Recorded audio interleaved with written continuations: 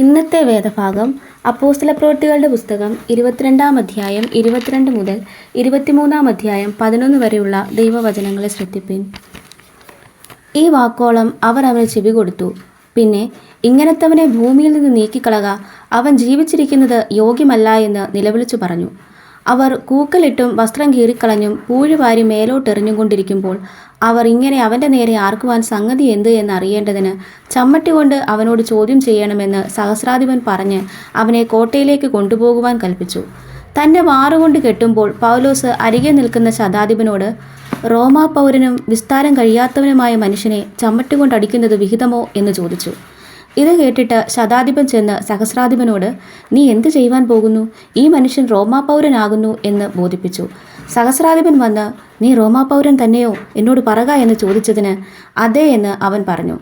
ഞാൻ ഏറിയ മുതൽ കൊടുത്ത് ഈ പൗരത്വം സമ്പാദിച്ചു എന്ന് സഹസ്രാധിപൻ പറഞ്ഞതിന്, ഞാനോ അങ്ങനെ ജനിച്ചിരിക്കുന്നു എന്ന് പൗലോസ് പറഞ്ഞു. ഭേദ്യം ചെയ്യുവാൻ ഭാവിച്ചവർ ഉടനെ അവനെ വിട്ടുമാറി. സഹസ്രാധിപനും അവൻ റോമാ പൗരൻ എന്നറിഞ്ഞപ്പോൾ അവനെ ബന്ധിച്ചതുകൊണ്ട് ഭയപ്പെട്ടു. പിറ്റേന്ന് യഹൂദന്മാർ പൗലോസിന്മേൽ ചുമത്തുന്ന കുറ്റത്തിൻ്റെ സൂക്ഷ്മം അറിവാൻ ഇച്ഛിച്ചിട്ട് അവൻ മഹാപുരോഹിതന്മാരും ന്യായാധിപ സംഘമൊക്കെയും കൂടി വരുവാൻ കൽപ്പിച്ച് അവനെ കെട്ടഴിച്ച് താഴെ കൊണ്ടുചെന്ന് അവരുടെ മുമ്പിൽ നിർത്തി. പൗലോസ് ന്യായാധിപ സംഘത്തെ ഉറ്റുനോക്കി. സഹോദരന്മാരെ, ഞാൻ ഇന്നേ ദിവസത്തോളവും കേവലം നല്ല മനസാക്ഷിയോടും കൂടെ ദൈവത്തിൻ്റെ മുമ്പാകെ നടന്നിരിക്കുന്നു എന്ന് പറഞ്ഞു. അപ്പോൾ മഹാപുരോഹിതനായ അനന്യാസ് അരികെ നിൽക്കുന്നവരോട് അവൻ്റെ വായ്ക്കടിപ്പാൻ കൽപ്പിച്ചു. പൗലോസ് അവനോട്, ദൈവം നിന്നെ അടിക്കും, വെള്ള തേച്ച ചുവരെ, നീ ന്യായപ്രമാണപ്രകാരം എന്നെ വിസ്തരിപ്പാനിരിക്കുകയും ന്യായപ്രമാണത്തിന് വിരോധമായി എന്നെ അടിപ്പാൻ കൽപ്പിക്കുകയും ചെയ്യുന്നുവോ എന്ന് പറഞ്ഞു. അരികെ നിൽക്കുന്നവർ, നീ ദൈവത്തിൻ്റെ മഹാപുരോഹിതനെ ശകാരിക്കുന്നുവോ എന്ന് ചോദിച്ചു. അതിന് പൗലോസ്, സഹോദരന്മാരെ, മഹാപുരോഹിതനെന്ന് ഞാൻ അറിഞ്ഞില്ല. നിന്റെ ജനത്തിൻ്റെ അധിപതിയെ ദുഷിക്കരുത് എന്ന് എഴുതിയിരിക്കുന്നുവല്ലോ എന്ന് പറഞ്ഞു.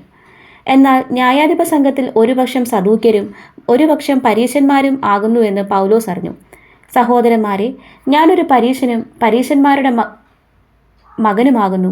മരിച്ചവരുടെ പ്രത്യാശയെയും പുനരുത്ഥാനത്തെയും കുറിച്ച് ഞാൻ വിസ്താരത്തിലായിരിക്കുന്നു എന്ന് വിളിച്ചു പറഞ്ഞു. അവനിത് പറഞ്ഞപ്പോൾ പരീശന്മാരും സദൂക്യരും തമ്മിൽ ഇടഞ്ഞ് സംഘം ഛിദ്രിച്ചു.